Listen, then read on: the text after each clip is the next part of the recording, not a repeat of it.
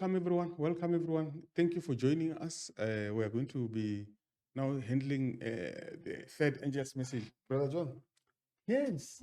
welcome back. Welcome What a back. time to be alive. Yes, what a Yes. time to be alive, really. Wow. A lot is happening in the world, Yes. and we are in a chapter that is really, really scary. This is the most known chapter I can say, or the contents in this chapter Uh-huh. are so common to so many, and this is where we have so many misinterpretations of scripture. I tell you. Okay. Yes, the third angel's message. The third angel's message. Interesting. It's The public mind has already been agitated on this subject. it's a dynamic one. Yes. It's a dynamic one. Yes. We really need to dive into it and really. Yes. And I think I enjoyed the second angel's message. Mhm. Those two hands of deceptions, the mighty truth there, the two hands that are there, meaning the sacredness of Sunday, and also the state of the dead, Spiritualism. which is spiritualism, the foundation of Mm. of all the other era, Mhm. which is like idolatry and Mm. and a whole lot. We really learned a lot. Yes. We really learned a lot. I think Mm. it was mind blowing Mhm. to listen to that. Yes. But I'm so grateful that we are studying these things, which I think it would be far much better for us to do an overview. Yes. Yes. What do you think? Because I think Yes, it will be interesting that way because this message it's content loaded, okay, and we need to first get an overview. What is it all about? okay, And then I think then in other parts we can then unlock it okay, bit by bit. I think that's how we already dealt when we introduced the first angel's message. okay. We first gave an overview to say why are we even studying these messages, because without that background, then there's no agency. A person will miss that agency, which is the word of God, and God wants us to actually, Yes. to receive these messages with. So we would really need to look at these things. So I think also it connects, I think, also with the second angel's message, I think. Yes. Yes. Okay. Actually, these messages are going sequentially. They are connected. So basically what I'm saying is, like the first angel's message, once you reject it, there's a warning that comes in the second angel's message. Yes. Once you reject the second angel's message, you will find yourself in trouble with the third angel's message. Exactly. Wow. Messages are connected. You cannot embrace one and reject the other. Okay. So it's a puzzle. It's a chain. It's as weak as it is strong. Okay. Once you break that one link on a chain, then it's at its weakest point. I think the best thing would be maybe to start by reading it. Yes. And we at least we begin there just to have an overview. Yes. Because this chapter is the one that has a bit of this part of the message is the one that is a bit longer Yes. than the other. Yes. Okay. It's Revelation 14 verses 9. Okay. To our viewers, we're going to take it from 9 going down at least up until 12. Okay. I think for today it will be fine. Okay. We could go on with the chapter, but until 12 it will make much sense. Okay. It says there, and the third angel followed them, saying with a loud voice, if any man worship the beast and his image and receive his mark in his forehead or in his hand, the same shall drink of the wine of the wrath of God, which is poured out without mixture into the cup of his indignation. And he shall be tormented with fire and brimstone in the presence of the holy angels and in the presence of the Lamb. And the smoke of their torment ascendeth up forever and ever. And they have no rest day nor night, who worship the beast and his image, and whosoever receiveth the mark of his name. Here is the patience of the saints. Here are they that keep the commandments of God in the faith of Jesus. Those are the verses. Yeah. Beautiful verses. Our discussion will be based for tonight. So if indeed we were to go deep, there's a lot we can cover from this. There's a lot we can cover because there's a beast here. There's his image, and then there's a mark. There's receiving it in the forehead or in the hand. There's a number of his name. The drinking of the wrath of God, which is poured out without mixture. The cup of his indignation. You know, the tormenting with fire and brimstone in the presence of the Lamb. It's a lot. It's a lot. It's a lot. These are like mighty topics in and of themselves. And there's the patience of the saints. There's the commandments of God, the faith of Jesus. You know, it's the punishment upon these worshippers of the beast. You know, torment. So it's an interesting message. You know, I think the main thing to outline, is that this message it's specific to addressing the issue of worship. God is repeating the first and the second angel's message. They are contained in this one. Actually. If you look at the first angel's message, it told us to fear God. All right? And it was calling people to the worship of who? Of God, the creator of heaven and earth. It talked about the judgment, which was then come. All right? And it told us who to give glory to. You need to give glory to God. You know, and now when you check the third angel's message, because we want to connect the first and the third, it also addresses the issue of worship. You know, it's one, if any man worship the who now? The beast. You see, the first angel's message was calling people to worship God. Now, if you're not going to be worshiping God, here the Bible makes it clear. It's either going to be worshiping God according to exactly what he outlines in the first angel's message. There's no middle ground, or you will be worshiping the beast. And also, in the second angel's message, we'll come back to the first, there is the part that tells us that Babylon has made the nations drink of her wine. And it's that wine of her wrath. When this Babylon system shows its anger, it deceives the world so much. It wraps the world in this delusion that if ever you're not going to accept that delusion and you're sober, it will go on to use issues of force. You know? And that will become clearer as we continue to say, just as we had learned that Babylon anciently it used force. So it starts off being nice and cordial, using some flattery.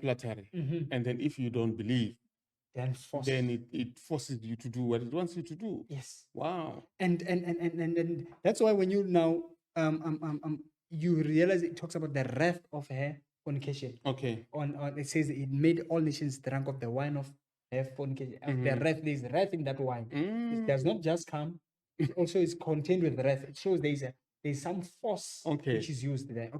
But now look at God in contrast to that.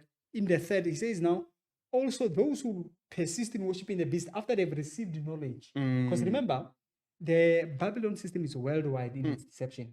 God also is delivering a message worldwide to all nations. You know? So God says, after I've given you the first, I've warned you. And I've clearly revealed the second, in the second angel's message, who is this Babylon and everything. Where is the deception? And you remain in there. I give you a last chance. This is the final warning. Those who will worship the beast will now receive all the wrath of God. So these messages are so connected that it's either you are going to receive the wrath of God, you know, and that is, you'll be lost actually. Or you're going to receive the wrath of Babylon. We have already realized when we are reading that some will become martyrs. After they would have received the wrath of who? Of Babylon. But that is the best thing ever. To suffer for who? For Christ. Your life, giving it out, laying it up, and say, Lord, I give you my life, because either way you showed us first as an example. Yeah. You gave your life for us. Yes. So it's a best privilege. You know? So basically, dying, we're gonna die. Yes. Okay. You just need to choose on which side. Okay. The beauty of it is that if you die in the Lord, look, I think look at this. Maybe let's read this verses 13, because you mentioned the issue that there is a death. Precious in the sight of the Lord is the death of his saint. Okay. I think in Psalms it says that. In verses 13 says, and I heard a voice from heaven. That's Revelation 14, verse 13, saying unto me, write, blessed are the dead which die in the Lord from henceforth.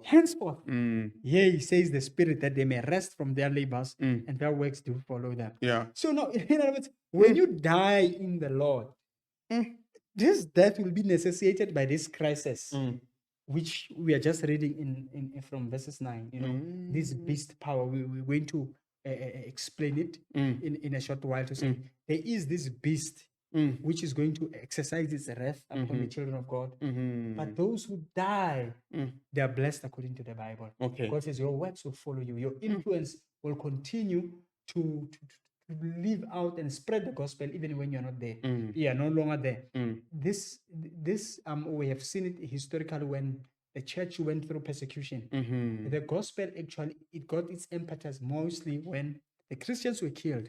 Actually, they declared the statement which says, our blood actually is the seed of the gospel. The more you kill us, the more you mow us down, the more you multiply us. So when you kill a saint, actually you are not reducing their number. That's more you multiply them. And that is the beauty, the precious blessing, that if you die, dying for the gospel, even if you live a life, a pure life, even when you have died, your works follow you. In a sense that you have died, but now your works continue to preach, even if you're no longer there. You know. So now, that is something which is important in this chapter, to realize that the first and the second angel's messages, they are connected to the third angel's message. The first angel's message called us to the keeping of the commandments, fear God. Here in verses 12, it does talk about what? The keeping of the commandments of God and having the faith of Jesus Christ. So it's like it's going to be a war of two ideologies here. Yes. There's going to be an ideology that forces us to keep the commandments of God. And then there's an ideology as well of Satan that allows us to break the commandments of God. And there's going to be this war, this clash this is going to be like the greatest climax of the war, actually. Yes. This is the final battle. After this one, after this battle, you will see it in verses 14. It says, and I looked, Revelation 14, verses 14, and I looked, and behold, a white cloud. And upon the cloud, one sat like unto the Son of Man, having on his head a golden crown, and a what? A sharp sickle. Sharp sickle. What is the purpose? Verse 15, and another angel came out of the temple, crying with a loud voice to him that sat on the cloud, thrust in thy sickle, and reap, for the time is come for thee to reap, for the harvest of the earth is ripe. Is ripe. Wow. Verse 16, and he that sat on the cloud thrust in his sickle on the earth, and the earth was ripped. Who's doing this reaping? That's verse 14 again. And I looked, and behold, a white cloud, and upon the cloud one sat like unto the Son of Man. That the Son of Man, throughout the Bible, that title applies to Jesus Christ. So basically, from what we are saying is that when Jesus Christ comes, he comes after the preaching of the three angels, of the third angel's message. The third angel's message is the one that ripens the earth. That ripens the earth. Decisions are made. Okay. If you make a decision at this time, it's eternal. Wow. You can no longer reverse it. And God now knows it's either you're ripe for eternity. You will no longer in your lifetime make any mistake which will lead you away from God. And if you have rejected God, you have went beyond mercy. There is nothing ever God can ever do for you. Okay. You are ripe unto salvation. You know, in a sense that you have accepted Christ, you are going to live through the principles of the kingdom. Wow. Or you are ripe unto distraction, meaning that your life is so disorderly, it is out of harmony with God, that God says, I accept your choice and it's okay. So basically, we've not seen anything like this. We have never seen anything like this. And this on its own, Mm. this thing showing that when Jesus reaps the time of this judgment, first thing in the cycle here, because it happens at the second coming of Jesus, when now this is the end of the world and he comes. We covered that in the first and just message.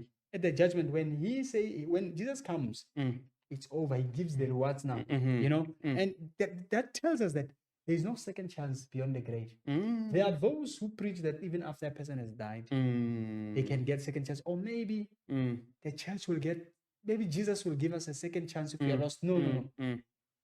Every choice which you make, it seals your destiny. It's deciding now. It's deciding now. And especially to our generation who live in the time where in this message is being proclaimed.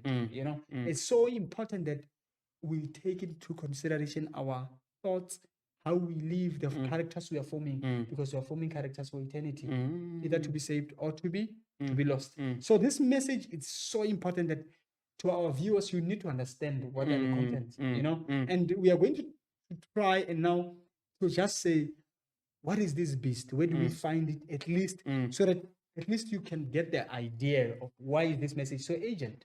So basically, we are going to get to a point where the enactment of the time of Noah, where the whole earth now was divided into two. It was Noah with his family against the whole world at that time. Yes. You are very right. You are very right. Actually, let's remember, when this message starts, it's a warning of the third angel. If any man worship the beast. Where does the Bible mention this worshiping of the beast? Because here it says, if any man worship the beast and what? In his image. His image, and receive his mark in his forehead or in his hand. Right? That verse is that. Where do we find it? You see? Where do we find this idea? In Revelation 13, God takes time. Okay. He devotes time just to explain about the beast. Okay.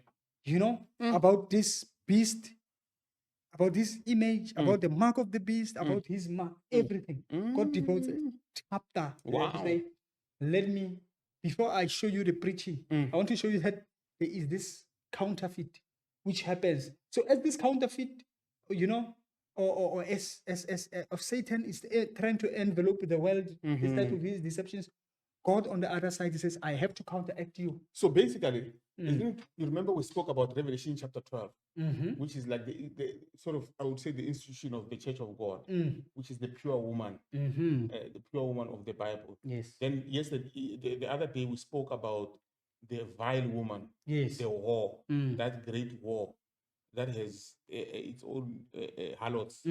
That is the woman of Revelation chapter 17. So now these two biggest minds now come to a clash in Revelation chapter 13, where they are revealing their true colors now and what's going to happen. Exactly. Okay. Exactly. God actually, chapter 12, introduces his church. Chapter 13, he shows the powers which are fighting against his church, which then God is going to repeat and enlarge the very same content in chapter 17, Okay. And in chapter 14, God is showing this contrast. So what is the war? Chapter 13, God shows us exactly who is these powers, know. And it's very interesting because this book of Revelation, as we have said previously, it's connected to the book of Daniel. But now we just want to take this time to say, which beast is this God warning us against? What is a beast anyway? Other people will say a beast because of its description. It's gonna be this big animal. It's gonna be this thing, and you will see it and you will run away. No. That is not in the Bible. Okay. The Bible, when it talks about a beast, we will realize what it is. But let's look at just in chapter 13 from verses 11. Okay. So the verses 11, we want to take it from, actually, let's first begin from verses 15. Okay. 15 to 18 first, just to say, what is the beast? Where do we find this beast? Okay. And verses 15 says, and he had power to give life unto the image of the beast. That the image of the beast should both speak and cause that as many as who will not worship the image of the beast should be killed. Okay. You see, verses 15 talks about the death decree now. Mm. There is worship of the who? The image of the beast. Okay? Verse 16. And he causes all, or he forces all. You know, that's another synonym for Yes. causing. Yeah. Both small and great, rich and poor, free and bond, to receive what? A mark in their right hand or in their foreheads. And that no man might buy or sell, save except he that had the mark or the number of the beast or the number of his name. Of his name, yeah. And then God says, here is wisdom. Let him that has understanding count the number of the beast, for it is the number of a man. And his number is 603 score and 6, which is 666. What you have just read is the same terminology which we have read in from verses 9 to 11 of chapter 14. It is. God says there's a beast on this earth that will use force to force people to receive its mark, to worship it. You know,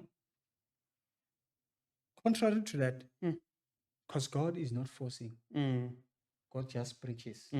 This one, you see, when it says it causes all, you need to ask, what mechanisms does it use? What does it use to cause everyone? But when you can see it says people will be killed. Is it?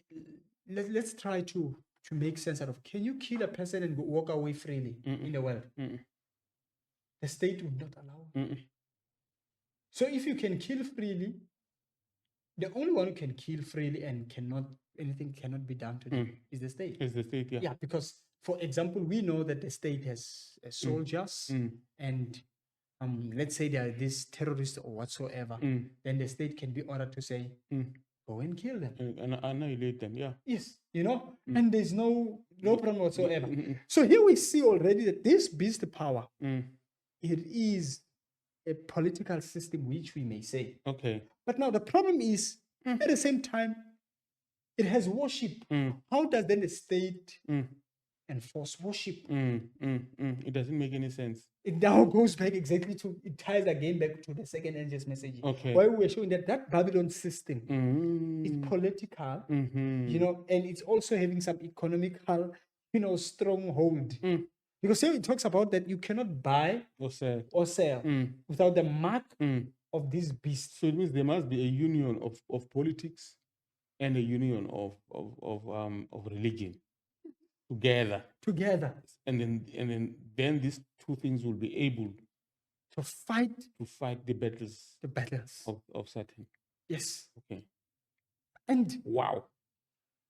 Hence we are saying death is coming. Yeah, this is going to be on this side. Yeah. You know, and worship, you gotta worship the Lord, basically worship the beast. This is like a history's coming climax, ne? Yes. This is the climax of history. This is where we'll be reaching the final climax of the wars, that everything that we have ever seen in the world. Wow.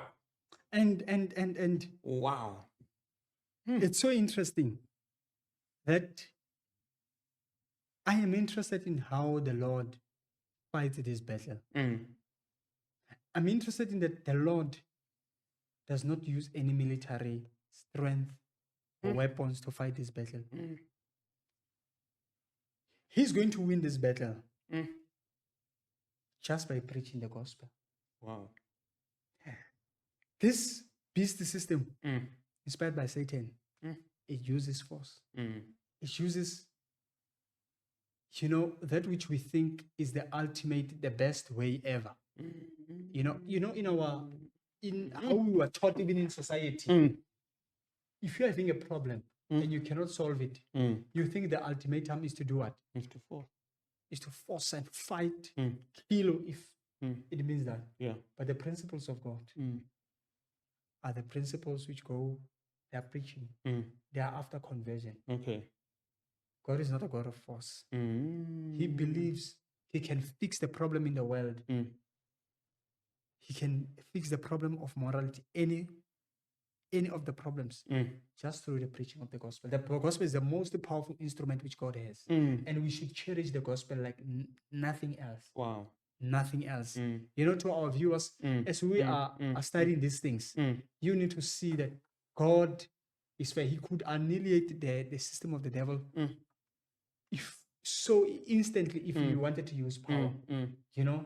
But God is allowing his character to be seen, that he's a God who's fair. And he's going to allow his people to go through this crisis. Some will even be killed, dying for truth. They will reveal that they stand for Jesus Christ. And that's how God is going to win this battle. Oh, wow. And hence now, in verses 12 of Revelation 14 says what? Here is the patience of what? Of the saints. Saints. Patience is revealed when things are tough. Yes. And yet you are holding on to faith. You know, it says, here is the patience of this. Here are they who keep the commandments of God and have the faith of Jesus. In the midst of this struggle, we are going to see the saints having the patience of Christ, the faith of Jesus. You know, this faith of Jesus, Jesus Christ himself, when he goes to the cross, he manifests this serenity, this peace, which shocks the Roman soldiers. Yes. He does not retaliate. And yet he conquered, he became victorious. Okay. In that character. Wow. And that's why we still sing about salvation even today. Wow. And this is just an application to say, if you have any problem, whether it's in your family, in a relationship, or with force, it's not the way to go. Never. Never. You may win the battle, but you would have still lost it. You've still lost the heart. Yes. It's only love that conquers the heart. It's only love which conquers sin, it conquers anything. Yeah. Love. So this message are messages of love, basically. When we're preaching the 3 angels message, it means we are not preaching a message of fear and saying to people, you will be killed. No. We are saying, this is the most loving message ever. To suppress this message is to allow people to go and receive the mark of the beast. Wow. Because that is that it comes with deception, it comes with force, and people are going to accept the errors, and they will be lost. Because so many people don't even care about preaching this message. They don't even want to devote time on this message. Stop scaring people. The book of Revelation is the most book which is not read in churches. If there's a book which is the most important in the Bible, which is the least read, is the book of Revelation. Its title is called what? Revelation of Jesus. Of Jesus Christ. Yes. But this is one which is called the scariest. Those are the book of beasts. Yeah. If you hear a person mention the book of Revelation, you're even thinking, where is he going to be reading? Revelation. Did he quote the verse correctly? Or what is he trying to do? The enemy has tried to suppress this truth. And we are glad that God has allowed us, you viewers, to discuss this book on such a platform. And we want you to engage on this matter. What do you think of these messages? You know, as we are going to try now and uncode now to say, okay, we've seen where we have just read, it talks about the beast, but what is the idea behind all this? Okay. Yes. We're living in interesting times. You know, one thing before we move forward that scares me even today, you know, that scares me to my bone actually. Like it's frightening. When I look at how Satan was able to make sure that he deceives the Jews with regard to the Messiah, that scares me. That the people who were waiting for the Messiah, who were dreaming about the Messiah, whom it was their hope, you know, to see the Messiah, when he finally came, they killed him. Wow. It means they could not recognize him. What did Satan do that removed this agency of the Messiah in their lives, that they never cared about him? That even when he came, even when the priests were holding him and they're blessing him, they could not recognize this thing. It was just an ordinary day to them. Wow. And then they ended up killing him and still could not even see that, hey man, we are not doing this thing service. Yeah, God has spoken and we are not. It means there was so much deception that people were removed from the Bible that they did not even get time to realize that they now, when they are preaching about the Messiah to come, they are no longer preaching about the right Messiah. Wow. And which is what I think, it has worked for Satan. I mean, you must give him credit. That thing, he was able to deceive a lot of the Jews, the entire nation. And then it shows me a microcosm of what he's going to do even in these times. Yes. That a lot of people will be preaching about Jesus is coming, Jesus is coming. We've got a very nice song we sing as Tonga people. That yes, mala mala ita biwa. It's a beautiful song. I mean, I wish I could sing. But when we really look into the things that are going to cause that, like what we have read in Revelation chapter 14, we see that a lot of people are not ready. A lot of people don't even know how these things will play out. It's a mystery. And then a lot of interpretations are flooding the world, like no one else. And people are not aware of the real issues that involves the second coming of Christ. So it's a terrible thing that I think this is much important for us to really study this issue and set the record straight. And we don't know it all, isn't it? We don't know it all. Let's study together. If you've got any comment, if you've got any question, if you've got any clarity, if you want to clarify something that we've missed, you can put it in the comment section. And let's discuss. Let's have a dialogue in these things. We are all learning. We need to just learn, all of us, and be as humble as we can while we are discovering these truths that are contained in the Word of God. Yes. So that our salvation may be saved, may be realized, and we may not be lost. No, then let's dive in, Brother John, deeply now into unraveling what this is all about now. Okay. The first entity, let's read just Revelation 14, verse 9 once more for emphasis. And the third angel followed them, saying with a loud voice, God is calling your attention. When I speak with the highest tone, the highest pitch, the loudest voice, even if you are not, it's like when you are talking to them and maybe they are not sober, and you scream and they will, you are making them sober. Yes. The world is drunk. Yeah. The wine of Babylon. And God says this message must go with a loud voice. In other words, loud voice is anything which is going to arouse people. Okay. In other words, when we preach this message, we must preach it with such force. But by force, I don't mean you are forcing people, but I mean this intensity that somebody needs to say, what are you talking about? Yes. You need to grab their attention. Yeah. That is what this is all about. And you are very right. Even if historically you look at the verse 6, it says, verse 7 actually, it says, saying with a loud voice. So the first angel's message was also preached with a loud voice. And then the second angel's message was not with a loud voice. And if you notice, this is what actually happened in history. The message of Miller, when it first came, it was with the loudest voice. The whole of America was shaken. It was divided into two, and in the entire world actually at that time was divided into two. There was a group that was waiting for the second coming of Christ and a group that was not. And it was the loudest message ever. But the second angel's message, when it came, it was muffled because it was not with a loud voice.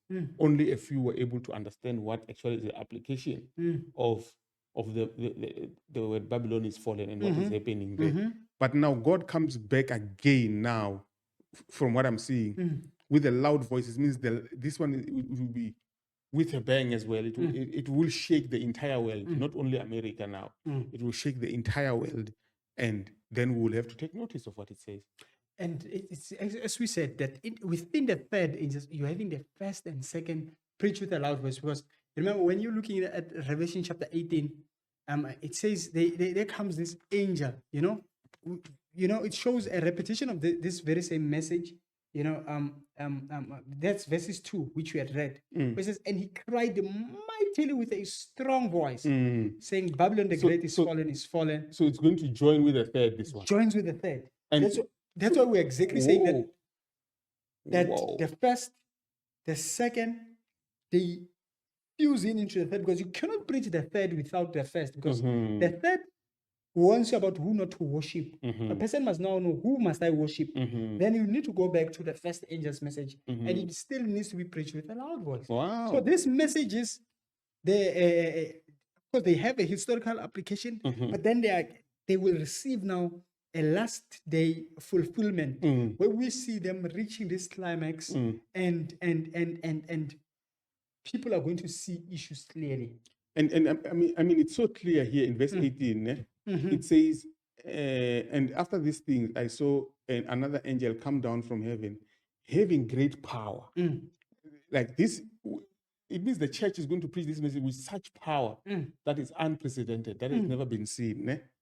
And it says, having great power, and the earth was lightened with his glory. It means the whole earth will understand these things. Yes. We will have to understand the light of God will not be hidden here. It will be so clear to everyone because the whole earth will be filled with his glory.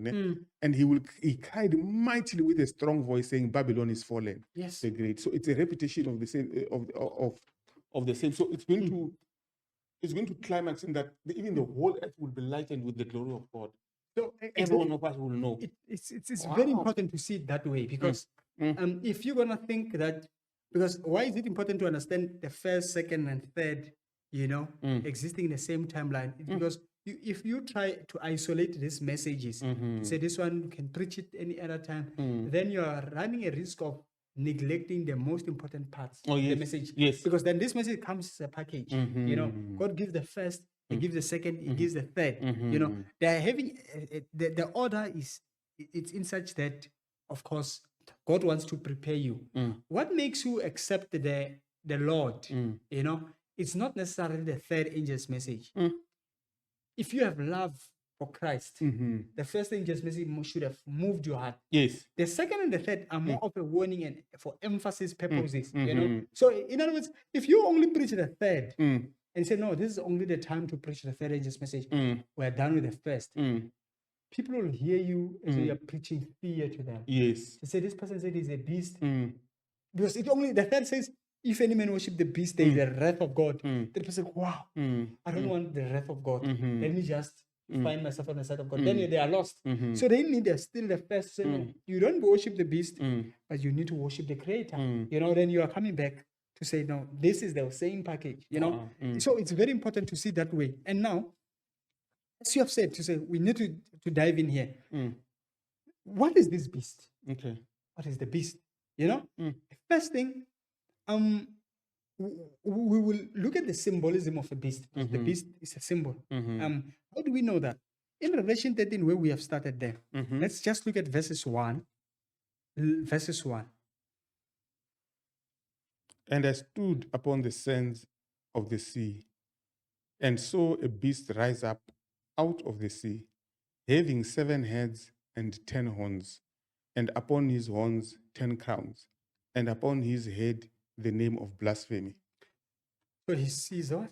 A beast. Okay? Comes out of the sea. Those scary things. It has a name of what? Of blasphemy. It has the name, this beast. We are not told its name, but what we know is that its name is a name of what? Of blasphemy. Of blasphemy. Okay. Okay, let's read verses 2. And the beast which I saw was like unto a leopard, and his feet were as the feet of a bear, and his mouth as the mouth of a lion. And the dragon gave him his power and his seat and great authority. Wow. Wow. Wow. So this beast is being described here. You can see this as symbolism. There is no animal beast which has a combination of being a leopard, a lion, and all these things. Okay. Yes. But now look at, and it says, but this beast is empowered. It's given power by the dragon. It's given a seat. It's given authority. It's given rulership. By who? By the dragon. Wow. You see, the dragon, the symbol of a dragon in the Bible, when you read chapter 12, it tells us the dragon is Satan. Satan is called the dragon. Wow. So in other words, one thing which we learn here is that this beast receives power from Satan. This is it's a messenger of Satan, this beast power. That's the first thing which we need to learn. And secondly, Because this beast now, we see it has authority on the earth. It has a seat. A seat is a throne. This beast, although it comes from Satan, it should be a political power in a sense. We already see it because it has a seat and it has authority. Okay? And then let's continue just to read it so that it becomes very clear what I'm saying. Verses 3. And I saw one of his heads as it were wounded death, and his deadly wound was healed. And all the world wandered after the beast. All the world. Wow. So this beast is also worldwide. Yes. Remember, as we have started talking about Babylon, our message is worldwide. Verses 4. And they worshipped The dragon. which gave power unto the Beast. and they worship the beast, Beast. who is like Unto unto the beast, who is able to make war with him. Mm. So he's so powerful. He's got this military strength Wow. that no one can fight. Wow. And at the same time, he's being worshipped. And in worshiping the beast, you are worshiping the dragon. You are worshiping Satan. You know, remember, God is saying, if any man worship the beast. And here we see clearly the beast requires worship. And all the world will come on board to worship who? The beast. It's the most disturbing part about this beast. Yes, you see the received worship. Look at verses 5. And there was given unto him a mouth, speaking great things and blasphemies. And power was given unto him to continue 40 and 2 months. Yeah. Look at this. And he opened his mouth in blasphemy against God. to blaspheme his name and his tabernacle. And them that dwell in heaven. Verses 7 is what? Waiting for. And it was given unto him to make war with the saints and to overcome them. And power was given him over all kindreds and tongues and nations. So what can we say in summary form? Just what we have read. This beast, we have seen it receives an influence. It receives power from Satan directly. Yes. And this beast, it is a political power. How can we tell? We can see that, and it is going to persecute who? The saints. It does war with the saints. And it rules where? Worldwide. This beast, which you're talking about, the sad part, it fights against anything which has God in it. It says that it fights against, it blasphemes God. It blasphemes the name of God. It blasphemes the sanctuary of God, the tabernacle. Everything which dwells in heaven, the angels, this beast is blaspheming against them. So this beast is a power which fights anything which is of God. And these are the very same characteristics we have learned of Babylon. Babylon. It's the same. If our viewers not watched part 2, then they will not understand what you're talking about. Yeah, So yeah. I'm encouraging them to say, go and look at the second angel's messages. Yes. Because we went into detail to show what is Babylon. These are the end time powers of the world. So this beast, this is the Babylon. This is the Babylon. It's another synonym of Babylon, this one, when you're talking about the beast. And how do we know? Because we learned that in the end time, Babylon is going to use the deception all over the world. And it uses, it forces people on worship and all things like that. And we are seeing a power here, a political power, which is synonymous, it runs parallel, it shares the same characteristics with who? With Babylon. It does. Yes. So it's the same power, actually. The same power. Yes. Isn't it the Revelation 17 we read about that woman, on the mystery woman Babylon? Verse 6 that she was drunk with the blood Of the saints. of the saints. The Yes. blood of is the same thing here. You know, so God sometimes he does this, you know, because God he just wants you to understand this. He's explaining the same thing using different symbols, you know, just to try to get your attention. In case you miss it through the lens of Babylon, maybe let's try through the beast. Maybe you'll understand it, you know. And he uses even, you know, the description, you know, when he uses an animal, says it's a beast, the animal. He uses this scary animals, a leopard, a lion, a bear. And he said, all he said, it's scary. The scary part here, And like you're saying, in order for us to understand that this is a kingdom, isn't it?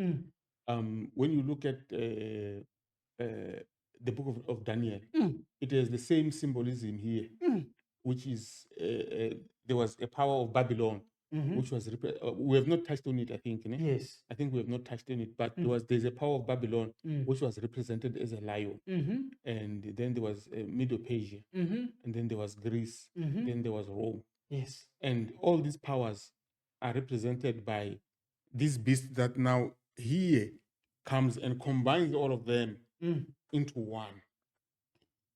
That becomes a scary beast. All the characters of all these things are there. I think that it's very important, that verse which you have read. We're not going to do Daniel chapter 7 for our scope for this lesson for today, but just to say, what is the beast? Because when we are reading it, you will say we are inferring, we are putting our thoughts on the verse, or we are deducing them. But we want you to see it from the word itself. This is Daniel chapter 7 and verses 7. He has just seen the beasts, and verses 17 says, let me 7:17 or 7:7? 7:17. Oh, okay. I will start it from verse 16. Okay. Or from 15 to 17. I, Daniel, was grieved in my spirit in the midst of my body, and the visions of my head troubled me. And I came near unto one of them that stood by and asked him the truth for all this. So he told me and made me know the interpretation of the things. These great beasts which are four kings which shall arise out of the earth. Okay. What were those beasts? I just want to show what is this dream. In verses 3 of Daniel chapter 6 says, and four great beasts came up from the sea, diverse from one another. Just as we read in Revelation 13, the beast came from the sea. Okay?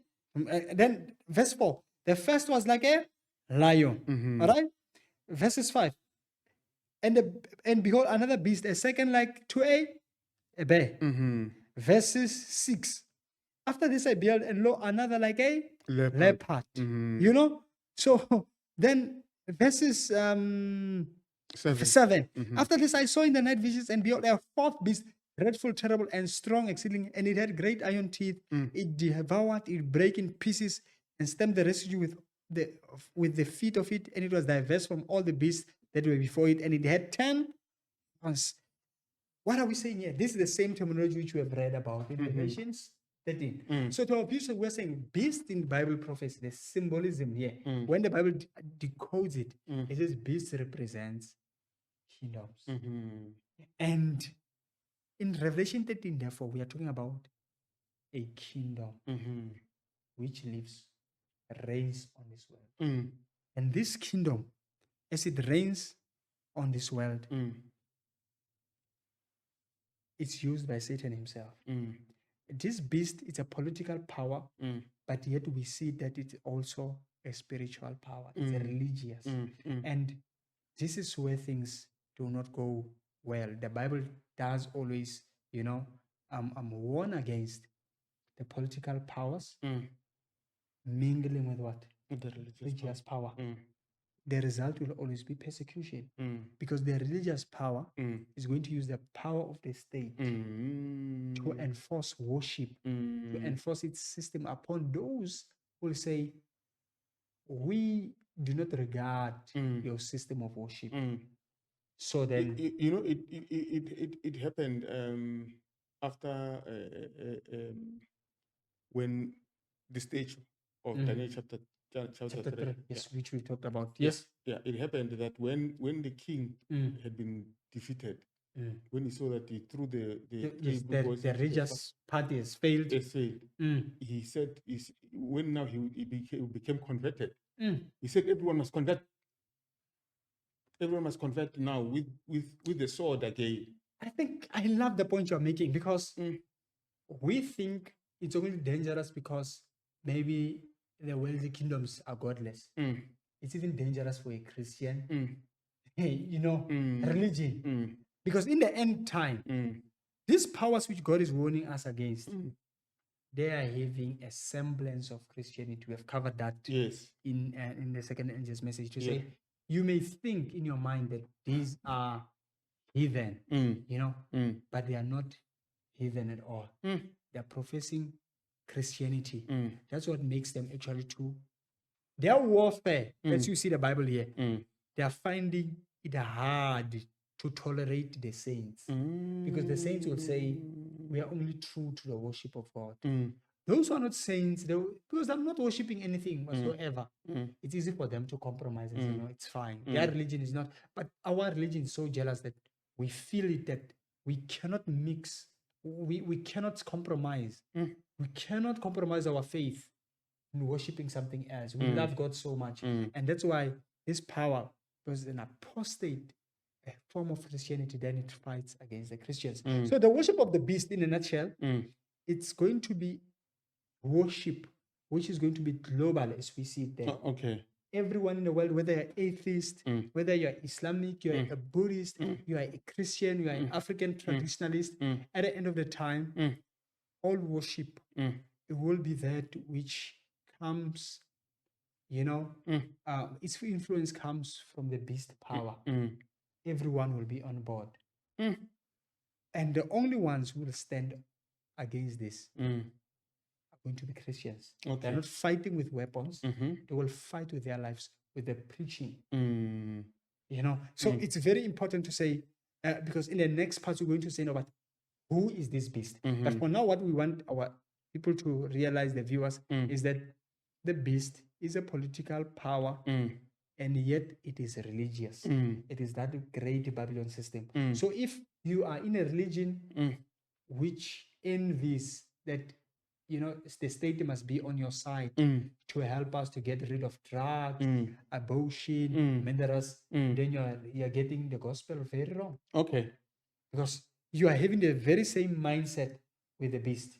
You want to use the state to punish others. It becomes very simple that you may find yourself on the wrong side of things. And I think that is scary. That is scary because what you are saying is very true, that once we want to fortify religion, we want to strengthen religion by using the state to do our bidding as Christians. Christians don't want to use the road of preaching. They want conversion, whether you like it or not.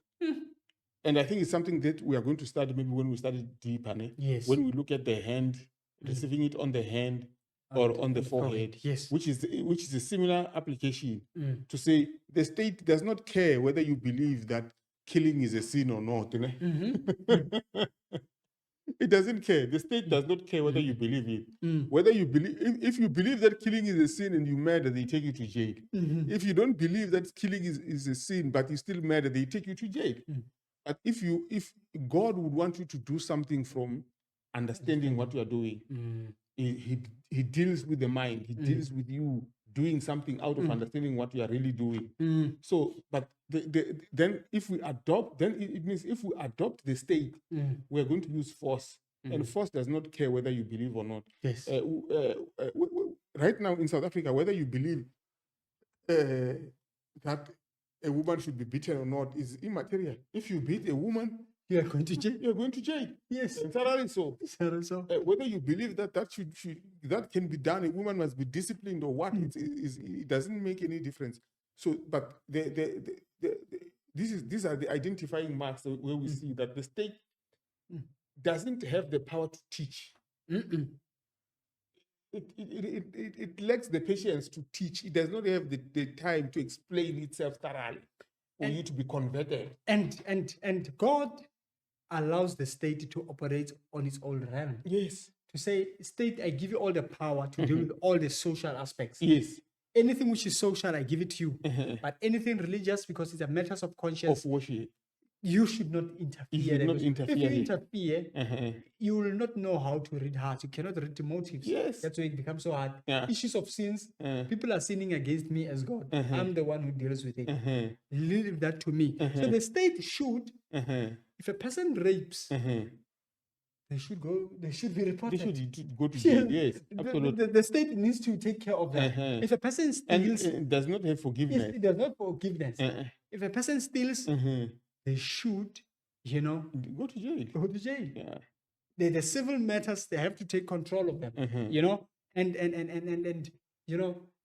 any other issues. If you're going to wrong a person, the civil needs to step in, Mhm. you know? Mm. And that's where God wants the state to remain in that lane. Because they are perfect in there. They work well They work there. well there. They use But the sword there you very see, quickly. but now when you jump into religion, it's a problem. Okay. And that is now bringing us to the in Revelation 13 there. Because remember, we have now touched about the beast. There is this another part aspect, Okay. which is called the image of the beast. Remember, God is warning against the beast and the image of the beast. Yes, You know, we yes. just need to touch that in part because Okay. it's very important to say. But you guys are saying the state is wrong. What do you mean? And all these things, you know. Look at it in verses 11. It says, and I beheld another beast coming out of the earth, and he had two horns like a lamb, Okay. and he spake as a dragon.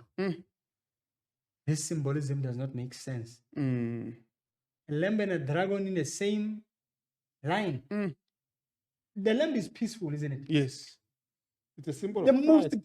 peaceful It's a symbol of Christ. animal in the world is the lamb. Yes. Even if people want to mock you, they'll say, why do you look Yeah, like a sheep? You're a lamb. Man. So, but a dragon, we know throughout the Bible, when we're talking about the dragon, Yeah, you know. it's scary. Yeah. Dragon, that's why it's It's a symbol. It breathes fire. fire, Uh-huh. death, persecution. So here there's this beast. A beast, remember, we've just identified it's a kingdom. There's this kingdom which comes out where in the earth, where we live. He has horns. Horns, where we have read, if people would have read, they would realize in Daniel chapter 7, it still stands for a lamb. Actually, it's not a lamb. Horns are still a kingdom, you know, but they emerge from one which was already established. Yes. That's why in Daniel we had a beast out of the beast, then there are these 10 horns, which shows that these other ones, they emerge from the one which existed before, just like here. So this now you're having a beast here, but out of this beast, then you are having two horns. So this one, in this political power or system, you are having these two other kingdoms, I may say, you know. And it says, and it says they look like a what? Lamb. You know, they resemble Christianity, or they resemble the principles of Jesus. But later they speak. Imagine looking at the lamb and you think it's going to make that sound, man. And then the sound which comes there. Wow. So now, when the nation speaks, how does a nation speak? How does a nation speak? A nation, if you want to know how does a nation speak, South Africa, you need to go and read its constitution. Yes. A nation speaks through its laws, its constitution, its principles.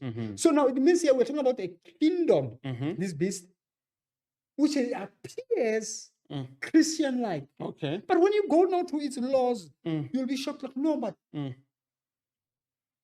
you are a persecuting power, you're a dragon, you know? And look at it in verses 12, then she explains what we are talking. And he exercises all the power of the first beast before him, and causes the earth and them that which dwell therein to worship the first beast, whose deadly wound was healed. So this beast is going to be an alliance, this kingdom, the first kingdom, which we have just said it's a beast, you know. He's going to cause people to worship that one. So this one is not the one which is being worshipped. So here, this beast is going to cause us to worship the first beast. Yes. The first beast which has been given power, yes, and authority by the dragon. So it means, in essence, they are worshiping Satan. They worship Satan. So we are going to be caused to worship Satan, hidden between the veils. Yes. The two veils. Yes. The first veil will be that first beast. The second veil now will be this second beast that comes out of the earth. Exactly. And then now when we find out, and then this one says, go back and worship the first beast. And look, wait. You need to always ask yourself, what mechanism is it going to use? Because people are like, no, but this world, man, is so peaceful. It's a, it's a civilized world. But look at it there. Verse 13. And he doeth the great one. Okay. So that he maketh fire come down from heaven on the earth in the sight of men. And verse 14, and deceiveth them that dwell on the earth by the means of those miracles which he had power to do in the sight of the beast, saying to them that dwell on the earth that they should make an image to the beast, which had the wound by a sword and did live. So here, look at what this beast, as it comes, miracles are the first. Okay. You know, our world is enveloped with miracles. Yeah. All religions. Remember, we have touched that in the second angels message. What makes people worship idols and Satan and this? It's because they are miracles. There are things. Things which they. So here, this business is doing the most supernatural thing that this, even fire comes down from heaven. The Bible uses this symbolism which we saw, anciently in the book of Kings, where Elijah, makes fire come down from heaven, and people now worship God and like, wow, we know there's this, there's God in here. This beast is doing the very same thing. So it's going to mimic. It's going to mimic the Elijah fire. Yes. And fire will come down, and then when fire comes down, then he points us to say, Go the worship. same way as Elijah pointed people to the true God. Yes. He's going to say, go worship. So this tells us that these miracles, this fire coming down from heaven, this also, it has a semblance of Christianity in its power. And this is the one which makes the image. An image is a mirror, no? So, when you say it's an image of the beast, its principles are a reflection, are an image to the first beast which was before it. Then it's called the image of the beast, and we are told here it's going to cause people to worship that one. What happens if you do not want to do this thing? The ultimatum now. Verse 15, and he had power to give life unto the image of the beast, that the image of the beast should both speak and cause that as many as will not worship the image of the beast should be killed. Remember, the first beast, what did it do? Which we are reading there. It tells us that it's given power to make war with the saints and to overcome them. Why? Because it is blaspheming God, and the saints will never stop to preach against any power which is going to blaspheme God. They are going to expose it, and as they expose it, these systems become so jealous and they are infuriated with that. That what do they do now? They have to pass a death sentence to kill the saints. Because verse 5 it says, and there was given unto him a mouth speaking great things and blasphemies, and power was given him to continue for 42 months. So he worked tirelessly for 42 months. We can decode that, but I don't think that is for today. No. And he opened his mouth in blasphemy against God, to blaspheme his name and his tabernacle and them that dwell in heaven. And it was given to him to make war with the saints, and to overcome them. And power was given over all kindreds, tongues, and nations. Do you see that? Yes. He was doing that the whole world. That's scary. That's what we are learning here, to say, of course, we're going to get, in the next session, we're going to try and uncode this. But the overview as what we are giving here, in a nutshell, is that what God says when he warns against the beast and its image, he's warning against two powers which are very strong in the end time. There's this beast, this Babylon power system. So John, from what you are saying here, the first beast, the Babylon power, did these things already.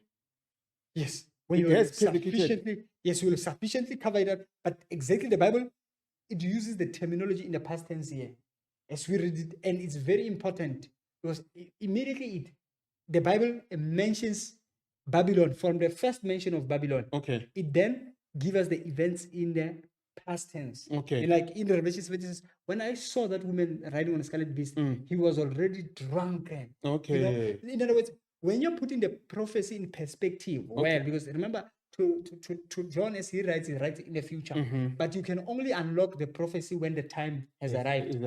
According to the book of Daniel, it tells us that write these things and seal them up. Now, on the time when they are fulfilled, then open the book. Yeah, like even Revelation chapter 14 says the time, the hour of his judgment. The hour of his judgment has come. Yes. That is during that time when it says the hour of his judgment has come. When you understand when is that time, there are parts which are historic. Okay. And there are parts which are still yet in the future. Yes. Okay. Yes. So that our viewers can say, why are you saying these things up? And we'll still uncode that very well. So, but in a nutshell, what we are saying is that there is a Babylon power which has an alliance. These systems are from the devil himself, and they are there to fight and war with the saints of God. Okay. And how and they're deceiving because it makes it clear that he deceives people with miracles. You need to be careful of miracles in the last days. Okay. Are these miracles leading you to Christ? Or they are leading you where God is saying you must come out. Okay. The deception is too rife. Yeah. You know? And So just as in the first advent of Christ, mm-hmm, Christ used miracles mm-hmm, exactly. a lot. Mm. He used a lot of miracles. So this power now, in order to cement its authority Mm-hmm, and to make us to worship mm, the beast, mm-hmm. it makes miracles. Yes. So it counterfeits the work of Christ. Exactly. Huh? Exactly. But what So- made people follow Christ? So you're saying I cannot rely on miracles? Yeah, exactly. What made people follow Christ mostly was miracles. You know, yeah. but miracles in themselves, they don't have much power to convert. Okay. Because they saw the miracles of Christ, Uh-huh. but they were as good as they went, but they were limited to convert the heart. They couldn't convert the heart. Okay. People saw them, but yet they crucified the very same Christ whom they had witnessed him doing miracles. Okay. He did all his miracles publicly. Okay. Even when they could arrest him, he asked them, "What sin have I done?" I've always worked in public. They say, no. You know, in other words, miracles, yes, they are good. We are not against miracles. They are good. We believe in miracles. And we always pray for miracles to happen in our lives. But we're saying miracles are not a conclusive evidence that the person is used by God, that you must follow them. Because Satan then uses miracles, knowing their power, to allow you to his side. And that's why in the end times, the enemy will use first miracles to get so many people on his side. When he uses now force, actually, if you look at it very well, we need to be scared. You know, what I'm realizing now, what I'm realizing very well here is that the whole world in the last time, last days, they're gonna be deceived by these miracles. The issue of force here, it's not necessary to force people to believe. The ones who are deceived are already deceived. The issue of force is to try to get Christians to compromise, to abandon their faith. In other words, the one who is going to abandon their faith, he will abandon it because of fear of being killed. He would not have been deceived in error. He would be like, man, I don't want to be killed. Let me just do what you're saying I must do. The ones who are deceived, they're going to be worshiping Babylon under the deception, although they would have received the knowledge of truth. You know? So in other words, people are going to make decisions soberly. To say, hey, the ones who are killed are the martyrs of Jesus. The devil is not going to kill one who does not understand. He has not warned you. He's killing the ones so that he imposes fear. You know, that's what happened in Babylon, Daniel chapter 3. To impose fear is I will kill you. And so the majority did what? They fell down and worship. And only the three remained standing. And then he even said to them, I'm going to give you another opportunity. Yes. Worship this thing and I won't kill you. You see, so it's that fear that he instills in us. Yes. That causes us to want to break away from the commandments of God. And with him, once you compromise, whether you believe that the compromise is genuine or is not genuine, it's immaterial. He just knows that before God, you are out of the game. Because it's the same with what happened in the Garden of Eden. When Adam sinned. He knew what he's doing. He knew I'm just eating the fruit. Yes. There's no miracle here. Yes. I'm just now disobeying now. But it didn't matter anymore. So to Satan, either way, it doesn't matter. Whether you believe or you don't believe, as long as you do as long as you do it, and your allegiance is not to God, he has won you. He's won. That's what he wants. Okay. So now, in a nutshell, I may say, because I think for our viewers, what we have now poured out, I think for digestion, it should be enough for them to say, we have covered the overview sufficiently, because now what remains is for us to now come back and say, now we're going to go to the symbols one by one in parts. Okay. So we're explaining, but this is the entire overview. Okay. To say in the last days, the people of God are confronted with these beast powers, these kingdoms, which are political, religious powers, who are going to be a threat to the people of God, who will not be deceived by the miracles of Satan, who would have been staying on the word of God. Okay. You know, Okay. and God is interested in the people of God now to say, you who understand this issue, I want you to share with those who are deceived. You must even warn them in beforehand to say there's this which is going to happen. Okay. Because the wine is so strong. It's a strong delusion. You know, that in other terms, in the Bible, it says, those who do not believe, who have love for truth, are going to fall on deception and they will still feel like it's the truth. Wow. You know, it's so important that we have a genuine love for truth and we give ourselves time and energy to say we want to study and understand these things.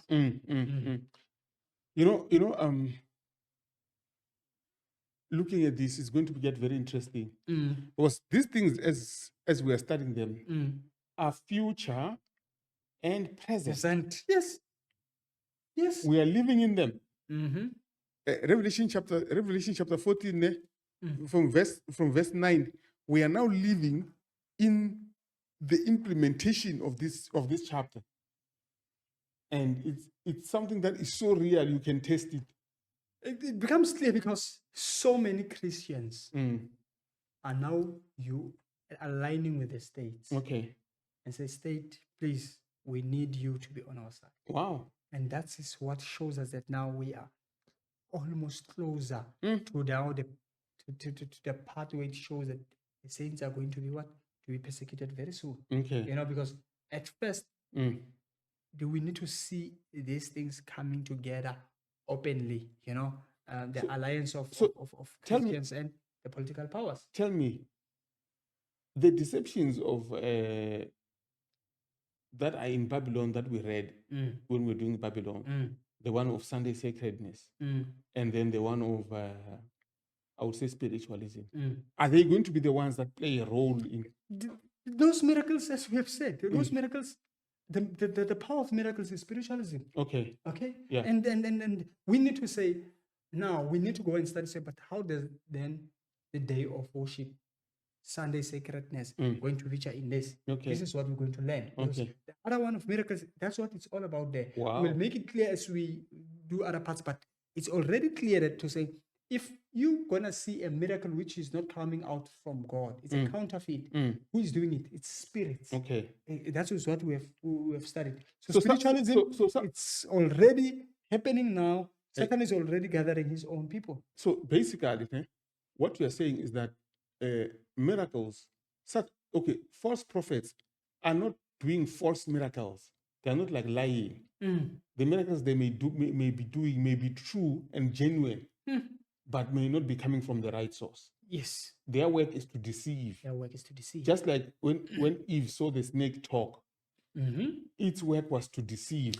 Actually, you read that the 10 plagues, the history in the book of Exodus. Okay. Every time Moses does a miracle, there is a counterfeit by the prophets, the magicians, the sorcerers of Pharaoh. Spiritualism. It looks so real. We are looking at this. When they cast down a rod, it falls, it becomes a snake. They are also doing the same thing. Okay. So we are having the same power. Wow. So your God is not superior. And Pharaoh says that's it. And if you are going to do these things and my people, so what are you bringing? What are you bringing? You know, my people can do the same thing. And now that makes Pharaoh harden his heart because he says, you cannot move me because I'm in a religion which is the same as your religion. Yeah. So that is why the miracles are becoming dangerous. Okay. And the spirits of devils are using miracles in the last days. Because you see there is a power, the miracle with a miracle that it goes beyond your normal thinking capacity. When you see a miracle, you pause and say, but hey, I cannot explain this thing. There is some power here.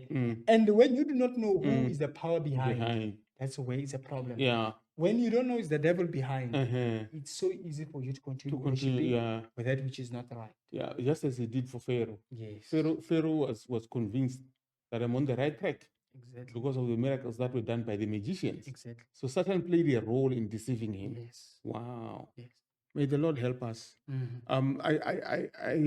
I know we have not covered much ground. There's still a lot that needs to be covered. There's still a lot in this that because it's current events, you know? Yeah. It's not just something that we're going to speak about it as if it's something that is in the future or what. It's something that we're going to explain it that everyone is able to see for themselves, those who open their eyes.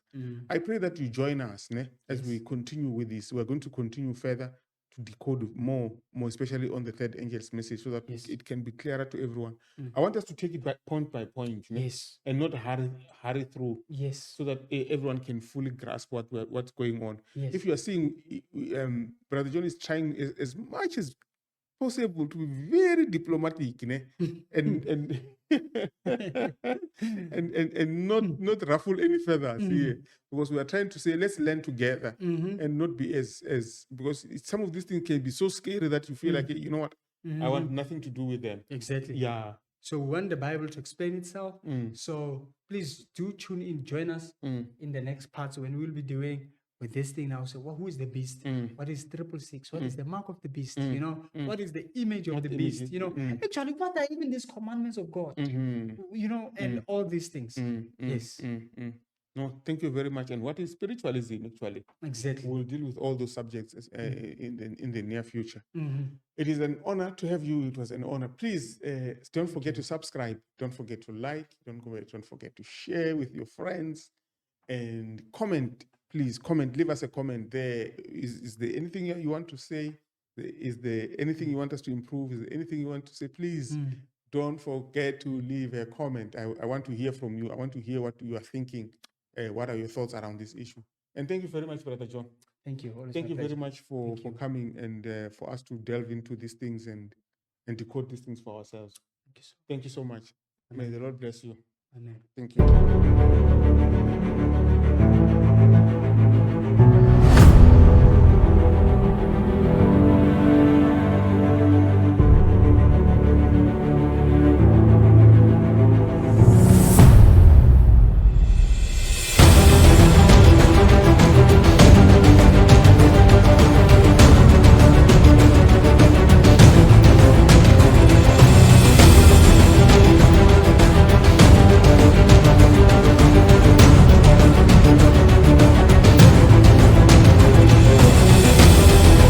Impact, changing lives.